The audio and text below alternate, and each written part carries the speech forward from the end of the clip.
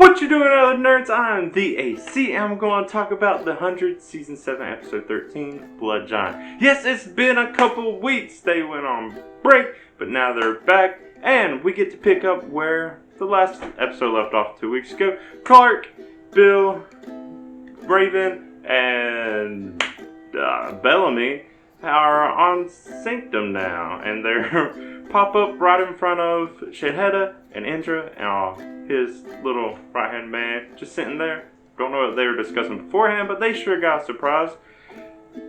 Bill takes no chances. He's like, I'm not going to even bother to try to recruit you. Don't have time. Shoots everyone that's armed. Does not kill Shedheda because he's obviously the one in charge, but I guess since he's not armed and they don't actually know who he is, they spared him. And they spared Indra because she's not armed. Good. And didn't want to see Indra die. That would have been dumb. But, yeah, Shedheda still gets to live, but whatever. So, Bill sends Clark off to go get the flame, while Murphy and Raven reconnect, tell each other what's going on. There's been so much jumping around now, I've lost track of how long everyone's been gone. I feel like it's only been a couple days for each of them. Maybe a few days, a week-ish for Sanctum. A couple days maybe for Clark's group. I don't know, time has went by really fast. Maybe there's more that they just didn't show. But yeah, this whole time thing is weird. Anyways, like we got to see from the preview for this episode, the red sun is starting to pop up, and all the toxin from that is coming. Don't know how it catches him off guard. I thought this was something they had planned, but Gabriel's the first one to realize this when he starts seeing Josephine and his little hallucinations while he's trying to help some people. So Gabriel and Jackson try to make an antitoxin, which I didn't know exists. I don't know why they don't just have these already available and ready to go for when this happens. I don't know. But then we get to see that Maddie's still in the reactor with Amori. A little comment that bugs me is Maddie seems to have no faith in Murphy. Okay, Maddie, child. That is all you are. Murphy has done a lot. He's risked his life plenty of times. He's went against his, being a survivor, doing whatever, keeping him alive thing many times. Shut up. Murphy's my favorite. He needs to live to the end. Whatever. Anyways, Amori has this great idea after Nikki is able to escape. Okay, dumb. I'll get back to that in a minute. Amori lets the shields down so she can let the bugs in. That's about as much chaos as it gets in this. The bugs are the chaos. There's not really anything really going on with all the people. Yeah, they get a little weird. Maybe it's because it doesn't happen quick enough, or this, I don't know. The bugs are the most chaotic part. And I thought there was going to be so much chaos in this episode. Just everyone going after everyone. No, because Clark shows up to the reactor, tells Bill if he helps him get him out, she'll give him a flame. He does. Turns out Clark had a bunch of antitoxin stashed away in the farmhouse. Okay, I guess she was going to let everyone else die. Don't know why they were keeping the farmhouse. Whatever. They get him out. Bill gets the flame. Done. Then that's kind of the main conflict for the first half of it. Then Nikki confronts Raven. This was confusing to me at first because a child, good job child, don't remember your name, but hits Nikki over the head with a wrench. Good. Knocks her out. Don't know why they didn't tie her up, because I thought Raven was hallucinating. I was like, oh no, is this going to be another conflict? The antitoxin doesn't actually work? No! Nobody tied Nikki up. I guess she just let her lay there till she got up, went to threaten Raven, and she lets her go. She's like, no, you get to live with it. Cheesy, whatever. Okay, it doesn't really seem like Nikki, but I don't even know if anybody gave her antitoxin, but whatever, I guess. Now we get to do the actual cool part of the episode, Indra. So, Indra is tied up next to Shedheda. And there's a few Bardo soldiers looking over them. But one of them is just starting to freak out. Ends up killing one of the soldiers. Shadeheadus distracts him long enough for Indra to be able to cut herself loose. And then she gets to have a great fight with all the Bardo soldiers. Kills them all. There's a part where one turns invisible. Shadeheadus even helps her. She kills them all. Indra's awesome. But then Shadeheadus is like, I helped you. And Indra's like, yeah, okay. He's like, you're gonna die anyway, so I'm not gonna kill you. She spares him. What? What? I never understand this whole like, kill the followers, leave the leaders alive. Kill the leaders, let the followers decide for themselves. Shadeheadus was still alive. She let him live. But whatever. Bill gets Gabriel to try to fix the flame. Gabriel starts to. Josephine hallucination starts to mess up his mind. Then he suddenly changes his mind, destroys the flame. He shoots it, and then he takes antitoxin. This whole time, he wasn't even under it. But yeah, I don't know. That was a cool part too. Gabriel is like, no, I'm not going to do this. He still doesn't believe in it. Is that cool? Okay. So, a lot of ridiculousness going on. Eventually, Raven tries to put in a code. Doesn't work. Then she gets Bill to put in a code. The portal opens up. This is where the real drama begins. Everyone goes through. Everyone.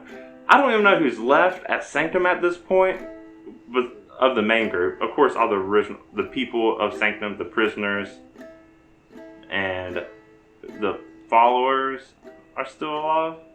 And I guess what other random people are there?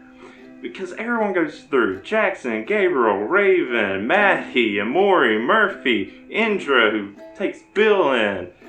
Anyone part of the group goes in. I was like, okay, who's left? Who's going to be watching over Sanctum? And then Shadeheadus, who's still alive, tells Bellamy he'll help him if he helps him. Tells Bellamy there's something that he finds this book, Maddie's book, full of drawings, because Maddie apparently still has her memories of when the flame was in her, or at least some of them. Man, this part is just really dumb, kind of. Because Clark realizes this, she's the only one left that hasn't gone through the little portal thing yet. There's still some Bardo soldiers, and then Bellamy. And she's like, she tells him to give her the book. And Bellamy's like, no, he's going to take it to Bill. And what ends up happening is Clark shoots Bellamy. Like, there could have been a whole de-escalation thing, like, I don't know, take the book. It doesn't matter, even if Bellamy knew that there was a book and she had her memories, the book doesn't even matter at this point. It's the fact that they know Maddie has memories. But she shoots him to try to get the book, but then she doesn't shoot the rest of the other Bardo soldiers. She runs through the portal, acting like she's crying, whatever. And there's a lot of reasons I think this is dumb, and I just don't care that it happened. But I was also kind of proud. It's a lot of confusing moments for me, so try to stick with me while I try to figure them out. There was no reason to kill Bellamy if she wasn't going to kill everyone. And then, yeah, Bellamy and Clark have gone through a lot of things, but you gotta remember, Clark spent 6 years with Maddie, raised her like a daughter.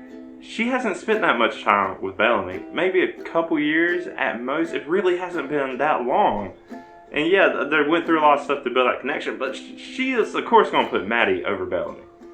It's just still weird. It's like killing Bellamy is essentially not going to do anything. The other Bardo soldiers are still there. It was a really pointless death. If anything, it's just going to add drama to the group when people find out Bellamy's dead.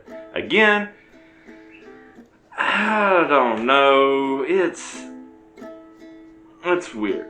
But the other reason this is terrible It's because the CW's, or the 100's Twitter page, spoiled this for me an hour before it actually aired. Not just an hour after it aired. An hour before it aired here in Hawaii. Episode wasn't even out yet for me. And then they just released a little Twitter statement. Let me read you what it said. For 7 seasons, the 100 has been a show about the dark things that humanity will do to survive and the toll those deeds take on our hero souls. We knew Bellamy's death had to go to the heart of what the show is all about. Survival. Who you're willing to protect and who you're willing to sacrifice. His loss is devastating, but his life and his endless love for his people will loom large and affect everything that comes after. To the very end of the series finale itself. We thank Bob for his beautiful work over these long years and wish him all the best in his future endeavors. So yeah, it was spoiled for me right away, right before I even got a chance to watch it. And normally I don't care about spoilers. Really, the spoiler part did nothing for me. It actually got me a little excited to see how it was going to happen because I pretty much predicted Bellamy was going to die at some point by the end of this series. I just thought it would be good. I thought it would be a well-portrayed death. And this was just like nothing. It was pointless. It was dumb. A lot of people aren't happy, of course. And the fact that they put out a statement like this, it's like they knew it. And it's ridiculous. It was just so dumb. And if it would have been a good death, it would have been cool. But there's all kind of rumors and stuff I'm not going to get into about why they did Bellamy dirty like this. I'm not going to get into them. It's just dumb. But we do get to see that Bob Morley put a little post on his Instagram getting saved by. So let me read that too. He said, okay, well, what a wild and life-changing ride it has been. I'm deeply grateful to all that have been involved in this production over 7 long years. I would like to thank the crew, cast, writers, production office, casting, Vancouver, CW, and WB. I want to thank the fans that have gone along this journey with all of us. I have forged memories on and off set and at conventions that will burn brightly for the rest of my life. Farewell, Bellamy. It's time for the big sleep. Rest easy. You're finally free. The other big thing that comes from all this is there's this whole... They have a line. It's like, until I see you again or something. I don't remember the line. But it's not that Bob posted that on Instagram. But yeah, it's just the whole Bellamy's death thing is just disappointing. He was, next to Clark, the biggest character. Of course, Clark's the main character. He was the biggest one next to her. Yeah, it's just, I don't know. It's just disappointing that it ended like this. I don't know, whatever. The last thing I have to say is, where's Guy? They bring up Guy. Nobody knows where she's at. I don't know where she would be either. But besides this, we also see that for the preview, Earth could come back into play. Maybe my prediction about Bardo actually being Earth or Earth being connected to this all somehow has to do with it. I don't know. But that's all I'm going to say about this episode. Otherwise, I'll just keep ranting. But let me know what you think. Did you get spoiled on the ending of this episode too? Let me know if you did. A lot of shades getting thrown to the hundreds right now, but hey, I'm going to be one of them anyways. But yeah, if you like what I have to say, go ahead and like the video. If you want to see me talk more about the rest of the 100 and other things I'm watching, go and subscribe to my channel. You can see when I do all that. But until next time, I'm the AC. Thank you for watching, and bye.